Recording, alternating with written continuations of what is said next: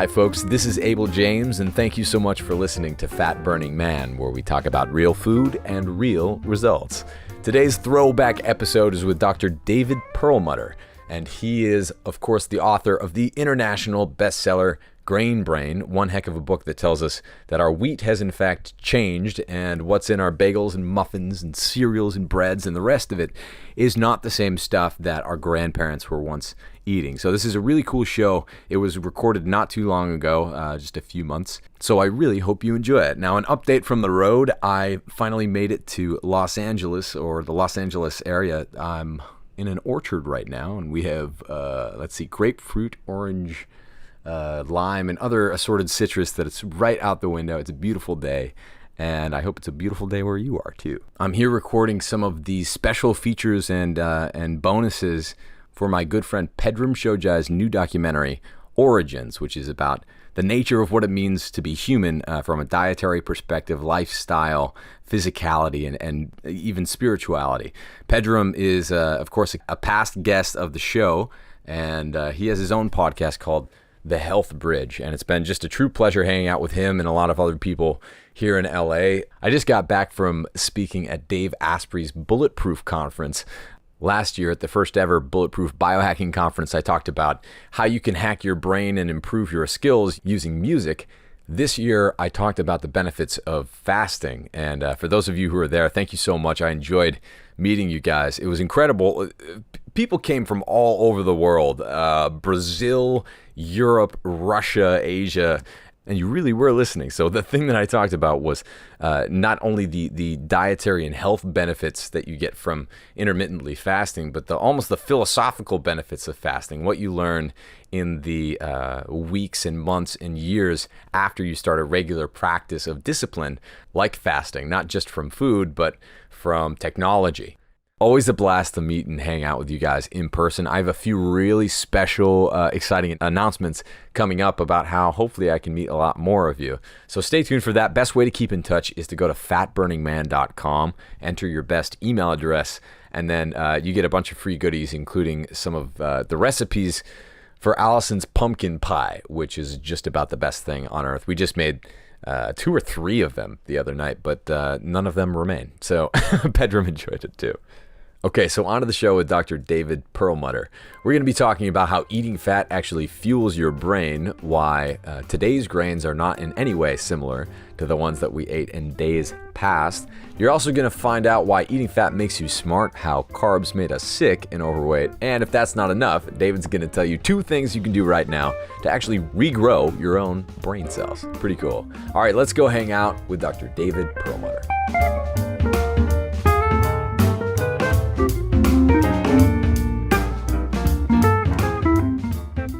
All right, folks, Dr. David Perlmutter is a board-certified neurologist and the author of the terrifically titled #1 New York Times bestseller, Grain Brain, The Surprising Truth About Wheat, Carbs, and Sugar, Your Brain's Silent Killers. How's it going, David?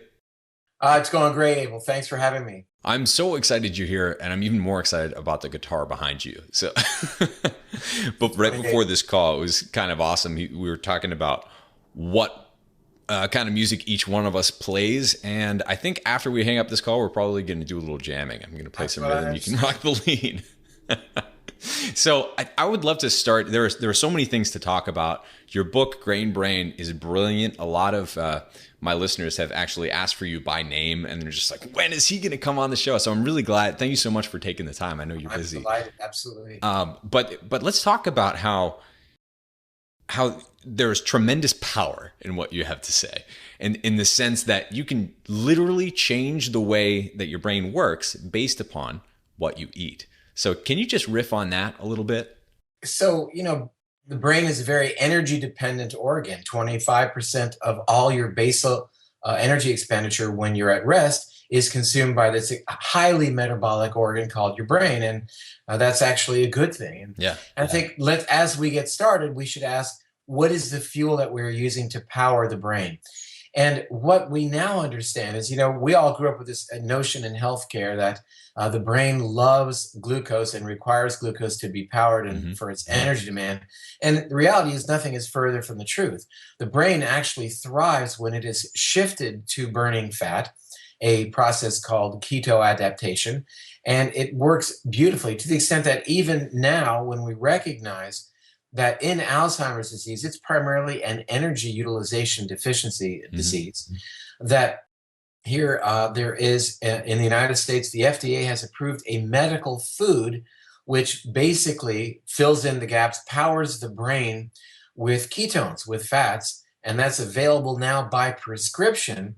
So it looks like the pharmaceutical industry, and I'm nothing derogatory here, has jumped on board in recognizing finally that the brain really is powered beautifully, far more efficiently, and with a reduced rate of free radical production when it utilizes primarily fat as a fuel source as opposed to burning carbohydrates and specifically glucose. So that notion of the brain having a preference for fuel right off the bat is kind of odd. Yeah. But the idea that the brain requires glucose, meaning that we require carbohydrate in our diet, is really felonious. Yeah. I feel like there's growing acceptance for that fact, especially in certain circles, but when did that really start to come out in the literature? Well, in the literature, probably at least 15 years ago. I mean, by researchers like Dr. Mark Mattson and others who have recognized that, in fact, fat is a superfuel for the brain, that things like beta hydroxybutyrate, which is formed through the process of beta oxidation of fatty acids in the liver, provides an incredibly powerful fuel source for the brain, to the extent that the brain functions far more efficiently and even allows its mitochondria to replicate new and better mitochondria to share the load of energy production. It's really kind of an exciting new paradigm, again, the past decade or so. But beyond that, when you're on this type of diet, a ketogenic diet, some other very important things happen. Beyond just allowing the mitochondria to produce energy, ATP molecules, more efficiently, this diet, ketogenic diet, leads to what we call mitochondrial biogenesis, meaning the growth of new mitochondria. And who couldn't use more mitochondria to carry the load? Yeah. But in addition, we now understand that we've got to really nurture our mitochondria. The mitochondria, aside from their role in energy purveyance for the brain cells, actually function to dictate, in some regard, the function of the nuclear DNA, not the mitochondrial DNA, but the mitochondria influence the expression of the DNA found in the cell's nucleus. And specifically, the mitochondria are involved in the activity of the DNA that dictates, frankly, whether the cell will live or die. When the mitochondria are healthy, then the cell doesn't undergo a process called apoptosis. When mitochondria are challenged and there is deficiency of energy production, then the mitochondria signal the genome to produce certain enzymes, ultimately activating a pathway using what are called the caspase enzymes. And that tells the cell that it needs to commit suicide, basically, and leads to cell death. And you really don't want to have cell death happening in your brain, losing brain cells. I mean, Lord knows, going through our teens and our 20s, we did enough of that. brain cells. We don't need to keep doing that. Fortunately, we can grow back new brain cells, which brings me to another point. And that is, when you're ketotic and producing that environment, it also activates the genes that code for the production of brain-derived neurotrophic factor, or BDNF. And I'd really like your viewers and listeners to look up BDNF. That's Bravo, Delta, November, Foxtrot, epimonically. And that said, that is really like growth hormone for the brain.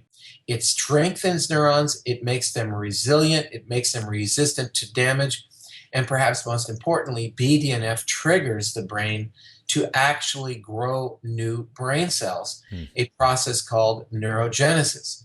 Beyond that, the ketogenic diet reduces the production of inflammatory mediators, with the recognition that inflammation is really the cornerstone of some of our most dreaded neurologic conditions, including Alzheimer's, multiple sclerosis, Parkinson's, etc. So the shift of nutrition of the brain away from a carbohydrate-based protocol to one that embraces the beauty of fat is really a revolutionary new paradigm. It's only what the type of diet humans have been eating for a couple of million years. So it's really brand new.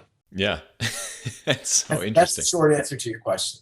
So the way that I understand it then is we've been following the advice that we need to eat lots of glucose to fuel our brains, which is the exact opposite of what we should have been doing all along. Well, we've never been on that diet. I mean, Here we are, for 99.9% of our time on this planet, we've been on a gluten-free, low-carb, high-fat diet. And now all of a sudden, since 1992, when the government says we should all be cutting out fat and eating more carbs, who gave us that information? It really came from the U.S. Department of Agriculture, whose job it is to sell more grain. Yeah. So, and corn, where high fructose corn syrup comes from. It's the death of us. Since 1992, 10 years later, the rates of diabetes in America went up threefold when we cut out fat and substituted these ridiculous carbohydrates for the healthful, wonderful fats that we have been consuming for a couple of million years. Now we're going to do better because the U.S. Department of Agriculture tells us so. And then we see what are the health consequences. And the reason I stress the diabetes part is because when you become a type 2 diabetic, which is diet-induced diabetes, you've doubled your risk for becoming an Alzheimer's patient, a disease for which there is no treatment. Becoming an Alzheimer's patient then, being related to diabetes, being related to your diet, therefore draws this connection between the food that you eat and risk for becoming demented. And that's a very powerful connection. Yeah. So when people hear about this, it's one thing to understand it intellectually, but what does it look like? Could you follow the path of someone who eats in a fat adapted state over the course of their lifetime compared to someone who eats basically fueling their brain with carbs over the course of their lifetime? Well, if you want to see what it looks like to fuel your brain with carbs or fuel your entire body with carbohydrates, you have to go no further than your nearest airport. So the next time you take a trip and you're waiting for your flight, just watch the people passing by. And they always seem to pass by under a sign that says terminal at the airport. And that to me really just so well characterizes Americans are in awful condition, awful shape. The physiology of Americans is absolutely dreadful. We're being crippled economically by the healthcare dollars that are being expended for the diseases that are caused by our maladaptive dietary choices that are coming from what we are being told to eat. So it is, there's this big debate right now about the healthcare initiative, the Affordable Care Act. And the reality is that as far as being a healthcare initiative, it has absolutely nothing to do with health. It's all about what to do when people get sick. Yeah. Will they have insurance that will cover their illnesses and their hospitalizations, et cetera? Now, that's very honorable and very meaningful. But the point is, it does nothing to keep you healthy in the first place. And that starts with the food that you eat. And the idea that your food can influence your health, that's brand new as well. That was just published by Dr. Hippocrates just 2,000 years ago. So, in the PBS special I mentioned before we did this interview that I've been going around the country doing a PBS special. And I start off that special with a picture of my dog. And people are going, is this random? Where did this come from? And I explained that, our dog was sick. He was losing his fur. We took him to the vet. And the first question that she asked us was, what are you feeding your dog? And we responded, no big deal. And I was thinking two things. Number one, if that was the first question your doctor were to ask you, number one, you'd be surprised. Number two, you'd be probably offended. I mean, my goodness, I just want you to give me a prescription for something so I can go home. And the other thing is, we totally think that's cool with respect to our pets. The first question the vet says, what are you feeding your animal? We answer because obviously it's very, very important. Why is it not important for you and me? Isn't that such an interesting disconnect? And a similar thing happens when people will go out and walk their dog, but they won't, if they don't have a dog, go outside at all. Right. We have tried to scientize our food as if science is going to somehow make it better. that infant formula will somehow be better than breast milk, that dietary supplements are somehow going to take the place of what we would normally have gotten from food. And the reality is that's just absolute fantasy, Yeah. that your food matters more than anything you can do with respect to your health moment to moment. And your food is hugely influential in changing for a better, hopefully, way, the way that your genes express themselves. Back when I was in medical school, we were told that our DNA was hardwired, that it pretty well described who and what we would be. And it was a one-way street. DNA to protein to physiology, basically.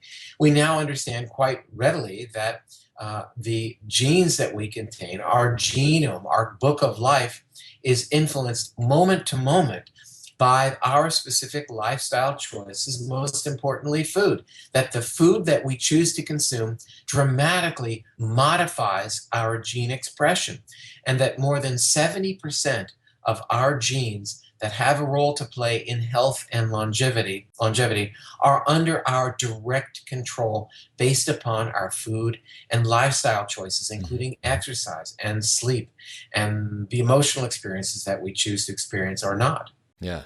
So what do we do about this? Because my story, and a lot of my listeners are familiar with this, but when I went into the doctor in my early 20s, I was rapidly gaining weight, getting high blood pressure. My thyroid was crapping out, and had a lot of issues that were just completely unacceptable for someone who was my age. But and looking to be healthy too, right?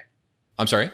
And you were looking to be healthy. Oh, yes. I was trying with all of my heart to be healthy. And it was really interesting because the things that I was doing, following my doctor's advice to be healthy, were in fact the things that were making me sick in a lot of these cases. Well, So I understand that. And so then you learned that. And, the word doctor doesn't mean healer. yeah, The word doctor actually means teacher. And that's the mission here. The mission is to get out.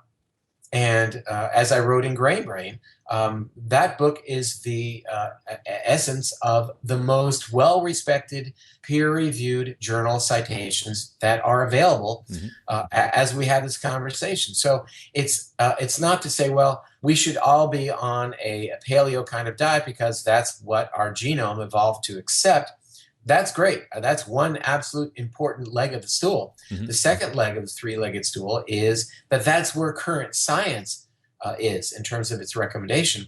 And the third leg of that stool for me is, what do I see in my clinical practice every single day in terms of making these changes in people's diets and then seeing the results, seeing things like various illnesses and problems that have been affecting people for 10, 20, 30 years suddenly go away with nothing more than a simple dietary change. The other metric I use is social media. People go to my Facebook site, David Perlmutter, MD, and are writing these incredible stories of success, that they are cognitively improved, memory is better, that their joint pain is going away, their skin is improved. And by the way, losing 20, 30 pounds and not even trying, based upon finally giving back to your body what it has been so desperate for all of these years. Yeah.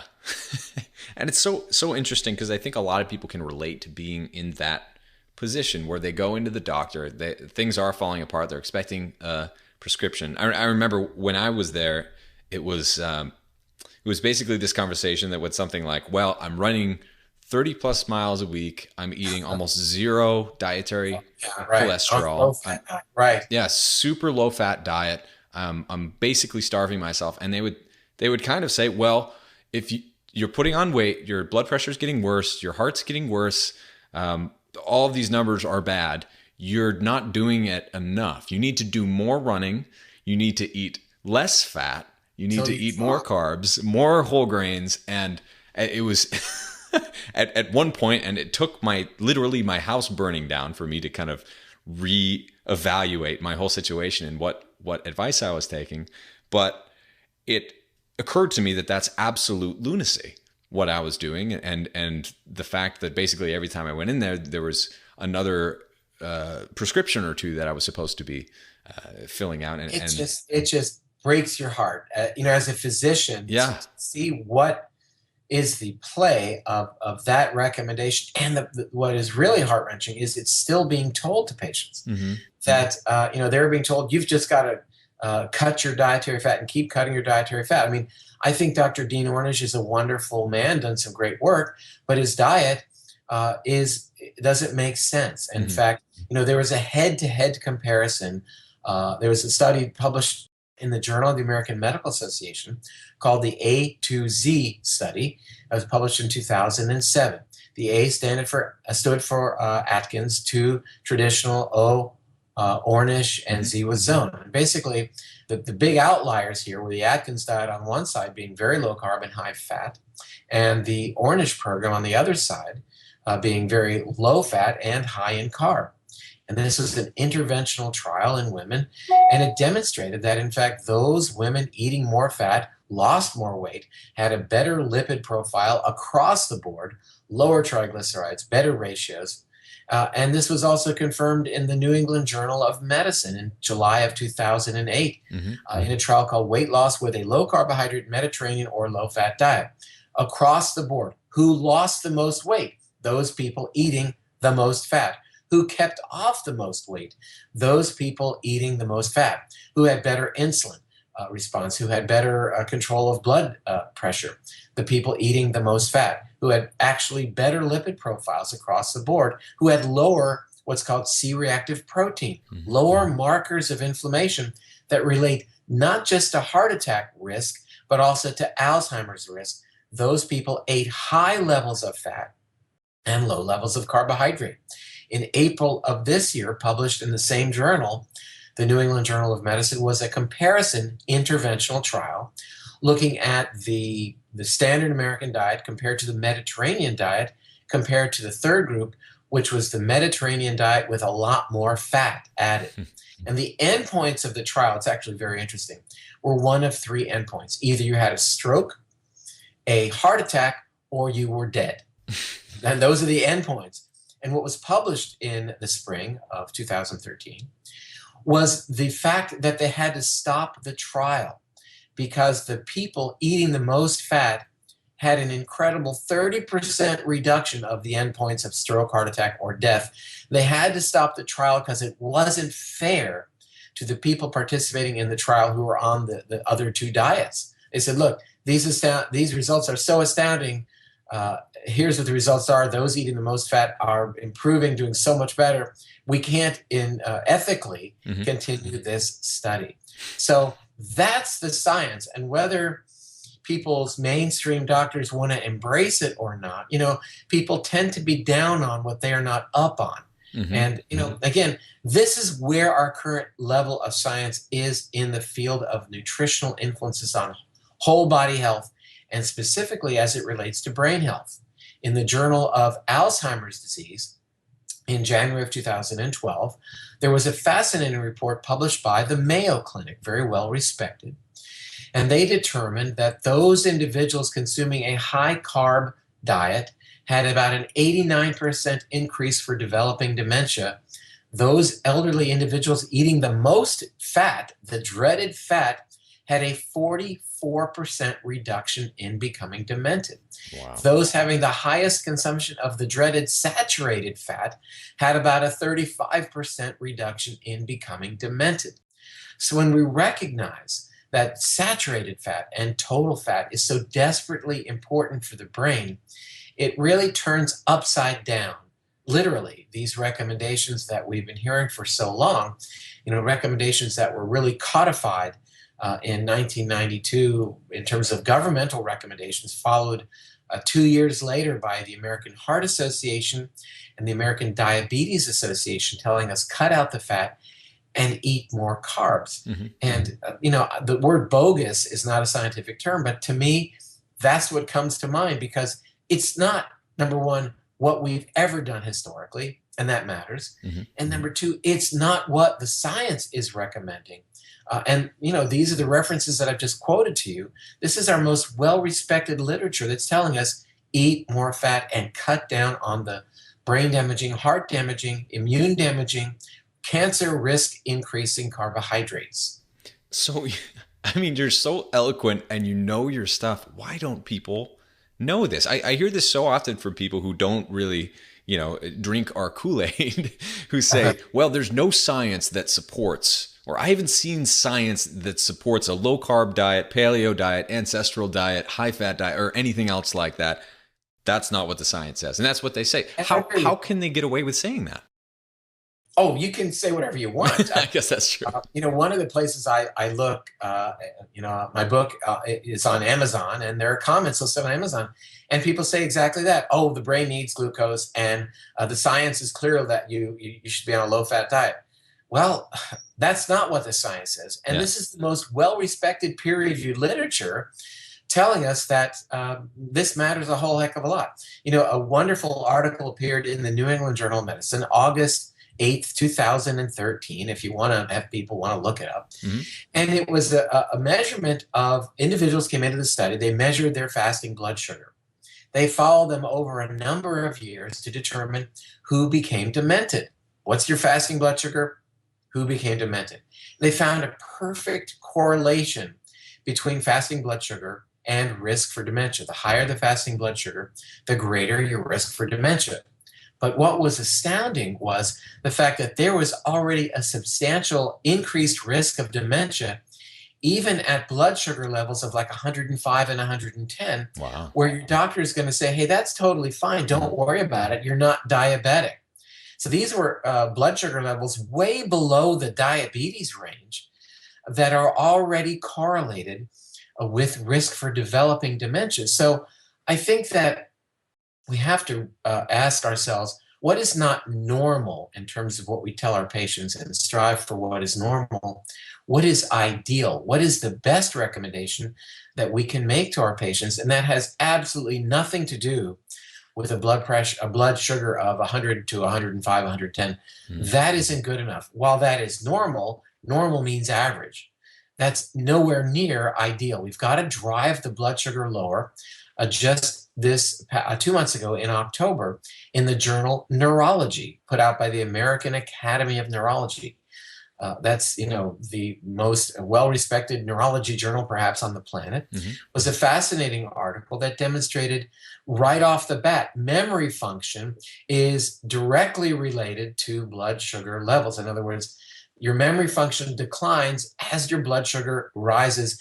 And these are low levels, again, 105, 110.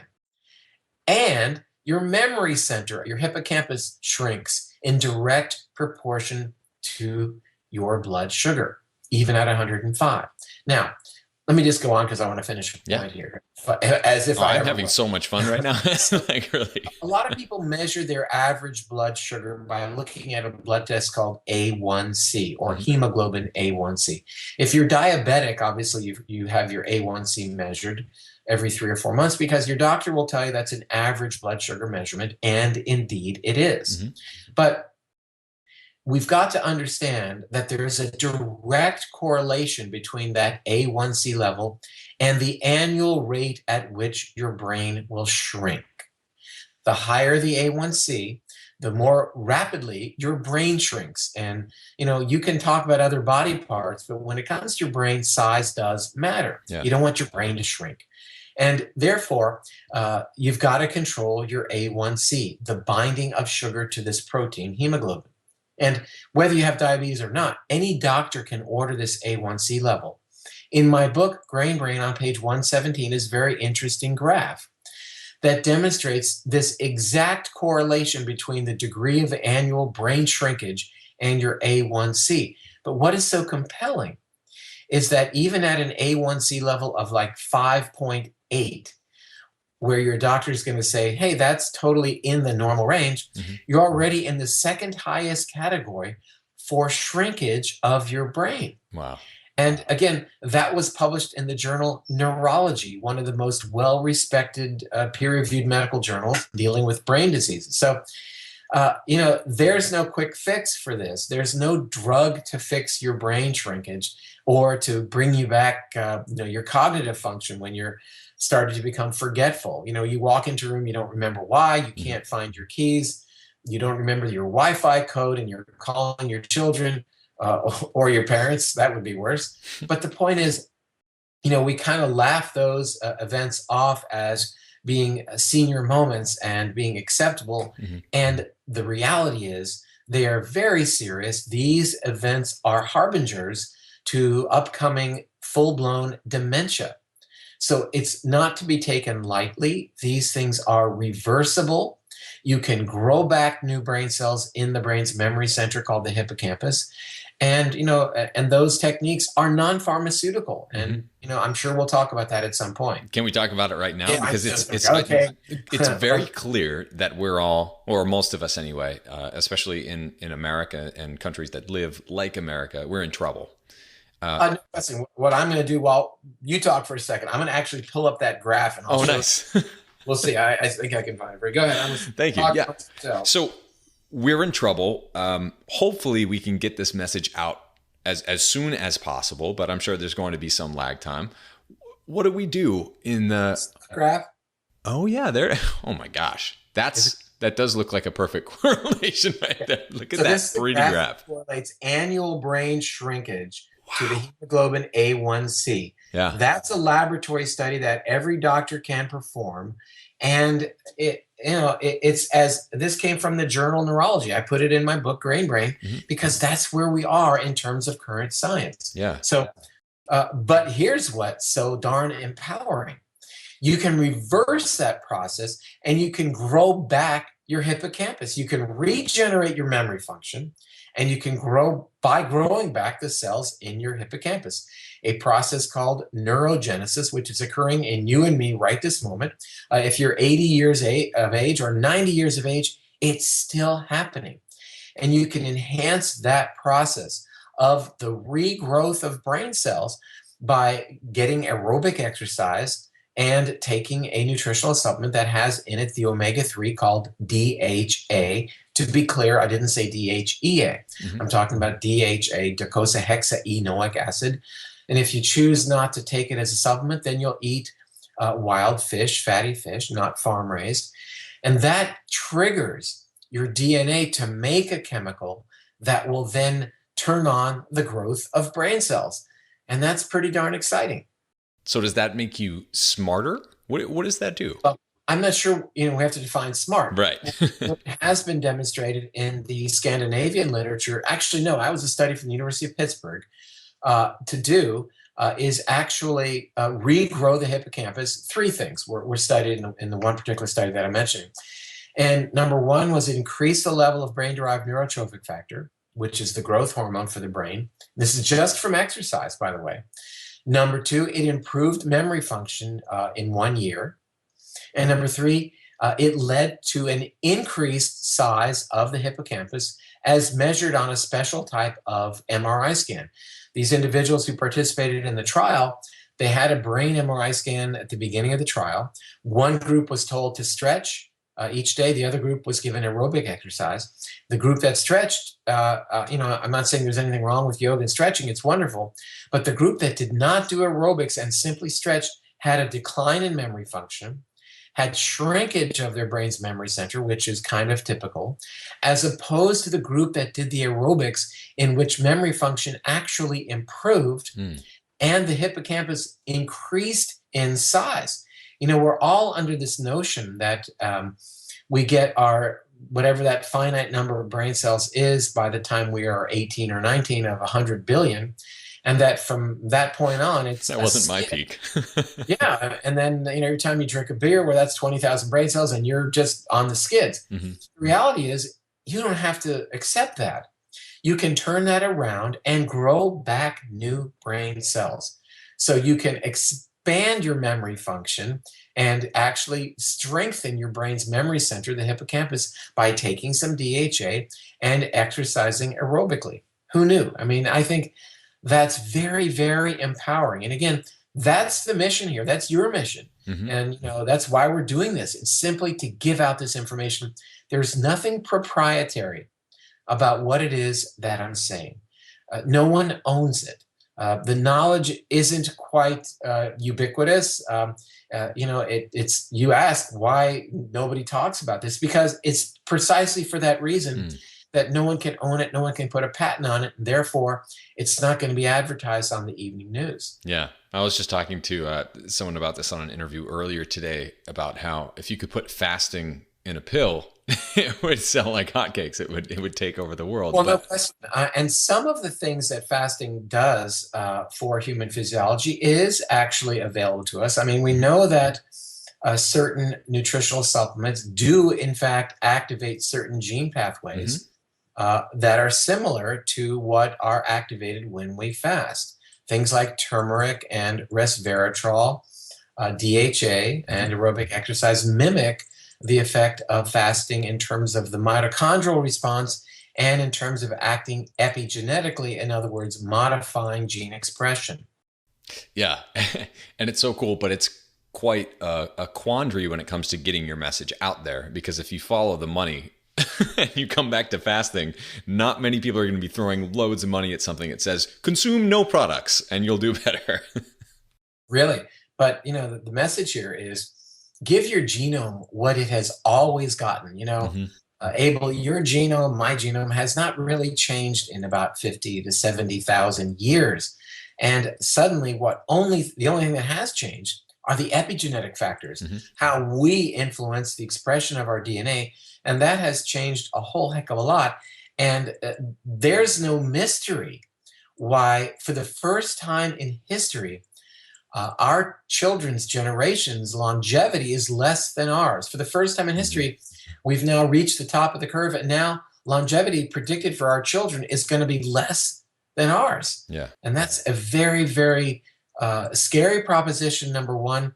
And to me, it says that we've really done a disservice to the next generation by not giving them what they've desperately needed. It's heartbreaking, but I think to your point earlier, it's not hopeless. You can reverse a lot of the problems. The mission here is let's light the single candle and draw to that single candle those who are interested, as opposed to cursing the darkness. I must say, from time to time, you have to kind of curse the darkness a little bit in terms of what people are told to eat and these governmental recommendations about how people should choose their foods. I'm not saying cursing the darkness, but it's wrong. It always reminds me of the movie, The Poseidon Adventure. Remember, the cruise ship flips over, and then Gene Hackman and his pals tell everybody, no, we've got to go up, because that little boy says, no, we got to go up, Captain, and to get to the top of the boat, which is now it was the bottom of the boat, because then that's where they're going to rescue them. And Gene Hackman is a minister, and he's telling everybody, you're going the wrong way. Please come this way. This is your way to salvation. I mean, there's a bit of a religious overtone there, obviously. Sure. But these people say, no, my doctor said to cut back on dietary fats, and they go straight to the bottom and they perish. I mean, that's a bit of a drama there. But I think it really serves to very well characterize my sense as to what is happening to people who do not get this message and are maintaining a diet that is so maladaptive to our genome. Yeah. Can we talk about that in a little more specificity? Because I get a lot of questions about, are you advocating to be in ketosis all of the time, or are you saying we should be fat adapted or keto adapted and not necessarily in ketosis? Keto adapted, fat adapted is really the extreme of what it is I'm talking about. And I think in an ideal situation, that's a terrific place to be. Now, I fully recognize that most of the individuals who are following the program we outlined in Grain Brain are not going to be that fully adapted to the program or following of the program. And that said, though, to make them more ketotic than they were, and in fact, you can measure your degree of ketosis by buying a product called Keto Sticks. It's not a prescription. It's basically a stick, and you put a drop of urine on it, and then you measure it against the scale to determine how much your body is burning fat. So you get to a low level of ketosis, which is a wonderful place to be. It's really, as Gary Taubes has told us in Why We Get Fat, that's in his book, and What to Do About It. It's really what he believes is kind of the nature of humans. It was also spoken about in Nora Gedgaudas' book. called Primal Body, Primal Mind. Yeah, great. Primal Mind, Primal Body. Yeah, Gary and Nora have both been on the show in past months. And they're speaking the truth. And Mm-hmm. again, they both talk about this low level of ketosis, which really should be considered a normal situation for humans. If you don't eat after dinner and go to sleep, when you wake up in the morning, you do have a small degree already of ketosis. It's a great place to be. And, with our patients, I still practice medicine all the time, 5 days a week, seeing, patients all day long. Yeah. 5 days a week. Wow. Well, that's what I do. Yeah. When I'm not doing this with you. Right. When you're not writing #1 New York Times bestsellers, that's what you do. I do that on the weekends. Thank goodness for coffee. But that said, the idea that, this mild level of ketosis is physiologic. And when people begin to experience that, they get back to a cognitive state, a clarity state mentally that they haven't experienced for decades, because all of a sudden they're powering their brain with ketones and less carbohydrate, and they experience clarity once again. And for many, it's absolutely an epiphany. So would you describe it more as binary or a sliding scale? Well, I always say that halfway measures work halfway. And in an ideal world, it would be binary. And to explain, Abel, for the viewers, meaning all or none, basically, 0 or 1 in the code.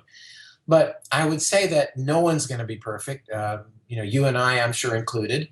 But the more of this that you follow, the less carbohydrates that you consume, the more you favor eating higher good fat foods like eggs, for example, and grass-fed beef, but mostly concentrating on vegetables.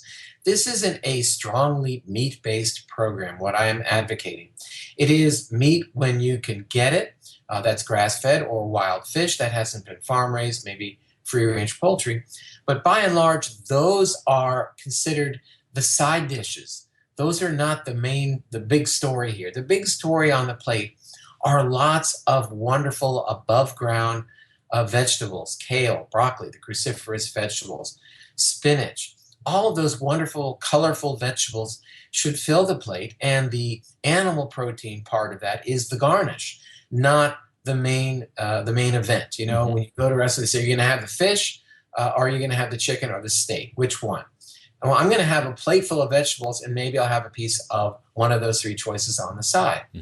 And, it brings up the notion of eggs. There's some really new and exciting research on eggs that's just been released, and maybe your viewers are going to be the first to hear it. Eggs have been found to contain a new chemical, which is a brain antioxidant. It's this incredibly important chemical that actually serves as the component from which your body makes vitamin D and all the sex hormones and cortisol, and that chemical is called cholesterol. So this is a wonderful thing that eggs contain that is life-giving. It's brain supportive. I thought it was heart-stopping. Now hold on a second. Not at all. I mean, your body, your heart especially. Yeah. Look, we've made cholesterol. Every cell in the human body's made cholesterol for millions of years. So if cholesterol is bad, then either God or Mother Nature got it wrong, no matter or both. You can say whatever you like.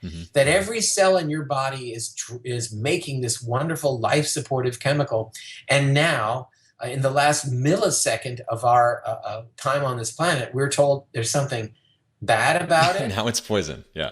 Now it's poison. So, when I do vitamin D levels on my patients, and so often these vitamin D levels are in the gutter, levels like 15, 17, and you couple that with the idea that people are taking, I know this is hard to imagine, but taking medicines to get rid of the substance by which your body produces vitamin D, in other words, statin medications for cholesterol, then it's no wonder that the vitamin D levels are so low. Vitamin D low being correlated to risk for Parkinson's disease, found to be low in multiple sclerosis, found to be dramatically low in Alzheimer's disease. This vitamin D story is just beginning. We were told, you need vitamin D to make strong, healthy bones. End of story. And nothing could be further from the truth. Vitamin D isn't even a vitamin by definition. Mm-hmm. It's a steroid hormone and activates more than 930 genes in human physiology, most of which actually reside in the brain. It's powerfully anti-inflammatory. It is powerfully antioxidant. And so it plays so many roles that it's not surprising that we see that low levels are associated with any number of issues that you can imagine. Mm-hmm. Why is vitamin D so low? Well, because two reasons. It's made from exposure to sunlight, and generally most people are wearing clothing when they go out for a walk these days.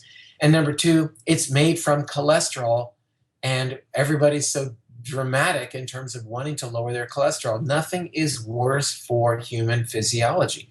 We need cholesterol. Those elderly individuals with the highest level of cholesterol have about a 70% risk reduction for developing dementia. Wow. And about a 45% risk reduction for dying each year. So we've got to rethink the cholesterol idea. Those adults with the lowest cholesterol have a dramatic increased risk for suicide, depression, cognitive issues like memory dysfunction and dementia. So we've got to change the narrative here. Mm-hmm. I can personally attest that eating the way my doctor's diet, I guess, a few years ago, I definitely experienced a lot of that. It's like an emptiness feeling emotionally almost. It's a breakdown of strength in who you are and willpower in a lot of cases. As soon as you switch over to eating loads of fat, though, it's amazing. It's hard to describe, but it's a balanced feeling. It's almost a confidence. No doubt. I mean, and what you're doing is you're getting your DNA back to where it wanted to be in the first place. Mm-hmm. Yeah, and so many people I don't think have experienced that. How good it can feel when you are fueling with fat. It's shocking. No doubt. But again, the cornerstone of those things that we dread the most is inflammation. Mm-hmm. And a diet that's higher in fat and lower in carbs is the perfect diet to reduce inflammation. Mm-hmm. And so you talked about vitamin D earlier. We've been getting a lot of questions, especially given the season, of what an effective supplementation plan would be for most people. What do you recommend? Well, what I recommend is no specific dosage. Mm-hmm. Because, people say, well, I have a great story. I mean, I told a woman that she needed to take 5,000 or 10,000 units of vitamin D a day. And her doctor said, no, you can't do that. That's way too much vitamin D. So she came back to me and I put her on 5,000 units of vitamin D a day. And she went back to her doctor, and he, again, an endocrinologist, had a conniption, if that's a real word. Mm. And is that a real word, conniption? Anyway. It is now. He said, look, you need to stop 5,000 units of vitamin D a day. I don't know what Dr. Perlmutter was thinking. And he wrote her a prescription for a pharmaceutical vitamin D once a week, 50,000 units. And I said, he gave you 50,000 units a week. I gave you 5,000 units a day. Let's do the math. 5,000 units times 7 days, that's 35,000 units. Turns out he's giving you more and criticizing me for giving you 5,000 units a day. That said, the bottom line of vitamin D is there is no magic, wonderful, ideal dosage. It is absolutely irrelevant. Yeah. Some people may need 15,000 units a day, and some people can get by with 1,000 units a day. Depends on heredity, sunlight exposure, levels of cholesterol, a variety of, and obviously body fat has a huge role to play in terms of maintaining vitamin D levels. More body fat allows you compromises your ability to convert sunlight into vitamin D and even store vitamin D. So, which seems paradoxical for a couple of reasons. Yeah. You think having more surface area, if your body is like a solar panel and you had more surface area exposed to the sun, you'd make more vitamin D. It doesn't work that way. But here's what does matter. Here's the fundamental on the vitamin D story.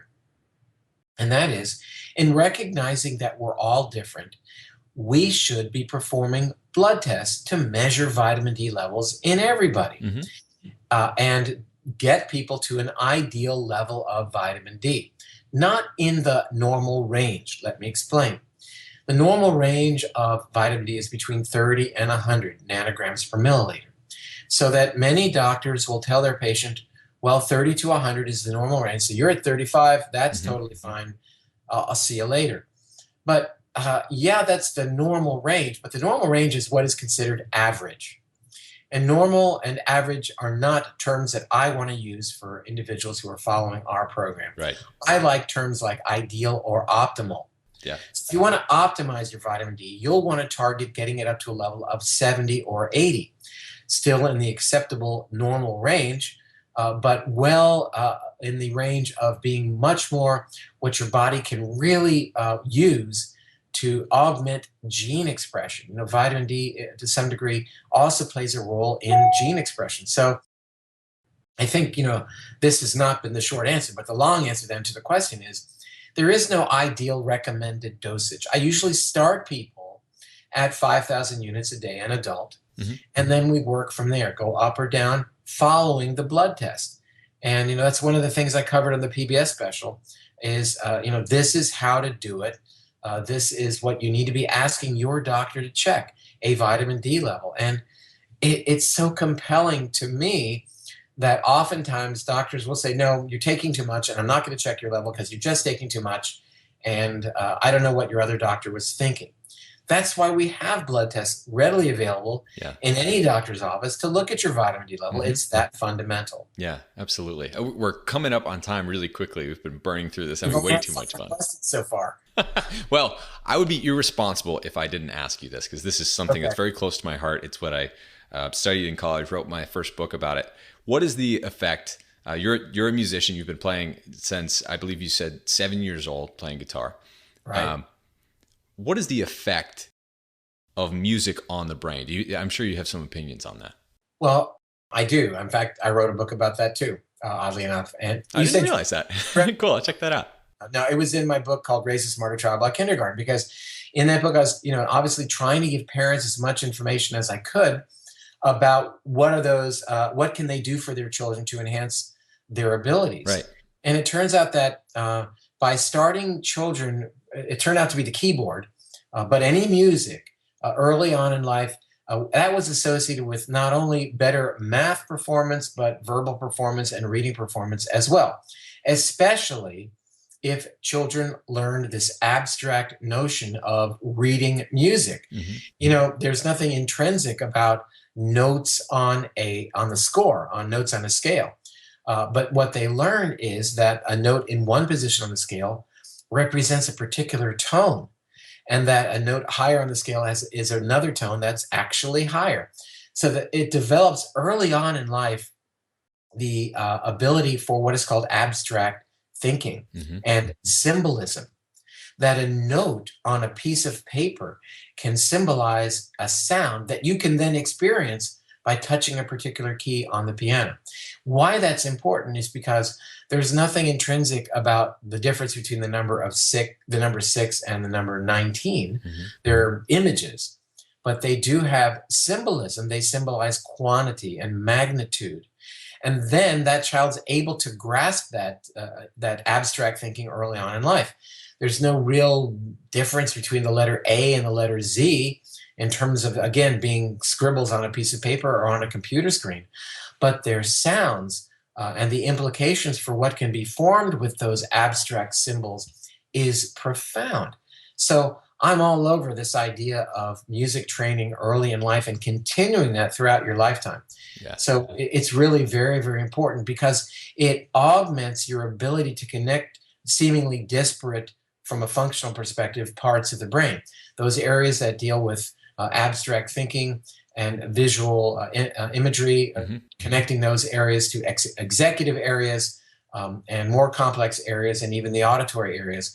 What brain function and smartness is all about is not particularly your performance on a math test or English test, but being smart is a brain that's fully integrated, that is fully communicative, one part with the next part, with the next part, and then those concept connections being ingrained as what we call an engram, as a pattern that's then hopefully permanently put in the brain to use later on. I'm having an irresponsible amount of fun right now. I really am. But we are out of time, unfortunately. But I had to bring that up because you're the first person, literally, I've interviewed who has a guitar behind you as I have a guitar behind me. But I love it. But as we sign off, could you tell folks where to find you and what exciting projects you're working on next? Well, you can find me in Naples, Florida, but that's probably not the answer. Follow me on my website, which is drperlmutter.com, which is drperlmutter.com. Who knew? My Facebook site, I post there day in and day out with all kinds of interesting information, is David Perlmutter, MD, on Facebook. And my Twitter handle is at David Perlmutter. So those are great resources, I think, if you really want to stay up to speed. We try to keep that information as fresh and refreshed as possible. Awesome. And Grain Brain is a #1 New York Times bestseller, an incredible book. If you guys haven't checked it out, I very much encourage you to do so. Dr. David, thank you so much for coming on the show. We'll have to jam again soon. Thank you, Abel. Thank you so much.